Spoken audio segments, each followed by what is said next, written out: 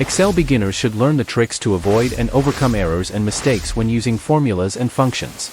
These are 4 selected tricks that I've compiled for you to help you become a master at formulas and functions. Incorrect cell references.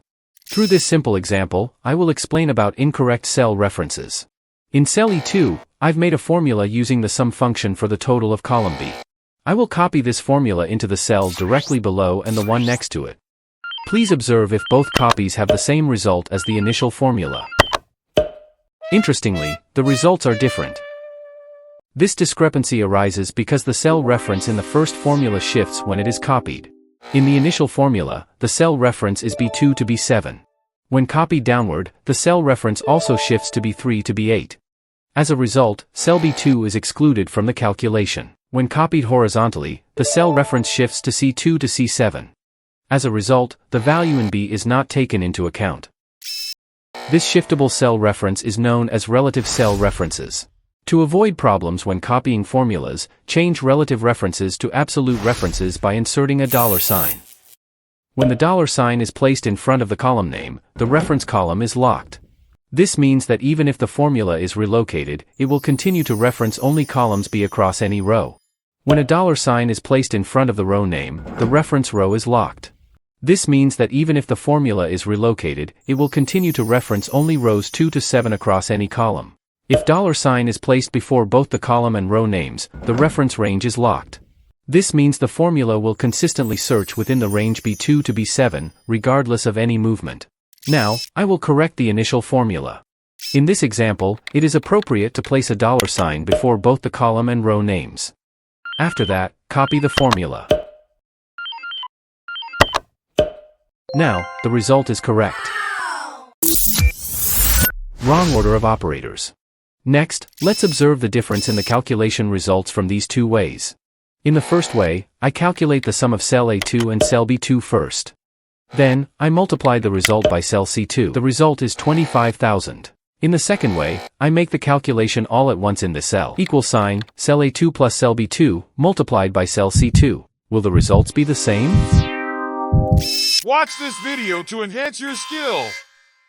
4 of them is the best practices for beginners. Available on this channel since September 16, 2024. It turns out the results are not the same. Do you know what led to this? Exactly. It's because I put the calculation operators in the wrong order. As you know that the order of precedence for calculation operators is like this. So in the second way, Excel will first multiply cell B2 by cell C2, and then add that result to cell A2. This is where the mistake occurs. How can you avoid this mistake? Use parentheses. The formula will look like this. Now, the result is correct. Pound errors. There are 5 of the 8 types of pound errors that frequently arise. Pounds indicates that the result of your formula is too large to fit within the column width. To resolve this error, simply adjust the column width. Pound not applicable indicates that the data a formula is attempting to find is not available in the cell references. For instance, when using this lookup function to find value B from criteria banana. However, banana is not available in range A2 to A7, resulting in an error.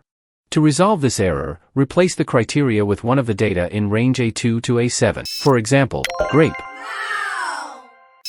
Pound name arises when the function name is misspelled. For instance, if SUMIF is mistakenly written as SMIF. To resolve this error, simply correct the spelling of the function.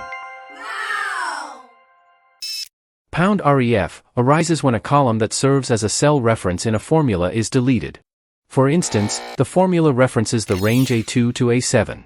If column A is deleted, it will result in an error. To resolve this error, you can either cancel the deletion or insert column A and recreate the missing data. Pound div0 arises when you divide a number by 0 or by an empty cell. For instance, if you divide cell A2 by cell B2, you may encounter an error. To resolve this error, ensure that cell B2 contains a number that is not 0. If it is necessary for the cell to be filled with 0, consider using the nested if function. If cell B2 equals 0, return 0, otherwise, divide cell A2 by cell B2. This method will adjust the pound error to 0. Avoid using IFERROR. Some Excel users attempt to resolve pound errors by adding the IFERROR function to every formula they create. For instance, in cell B5 of this table, the user forgot to input a number. Consequently, a pound error appears. To fix this, users typically add the IFERROR function. This function eliminates the pound errors both in the row and the total column. However, I do not recommend using this method. Do you know why? Because it tends to mislead us by masking the mistakes present in the data. Although this table may appear accurate, there is actually a mistake in cell B5. Therefore, avoid using IFERROR to prevent being misled. But, how can you resolve the issue if the cell absolutely needs to be filled with 0? To resolve it, as previously mentioned, you may consider to use if function. If you are a beginner, just graduated or a newbie, make sure to always check out video playlists of this channel. Thank you for watching.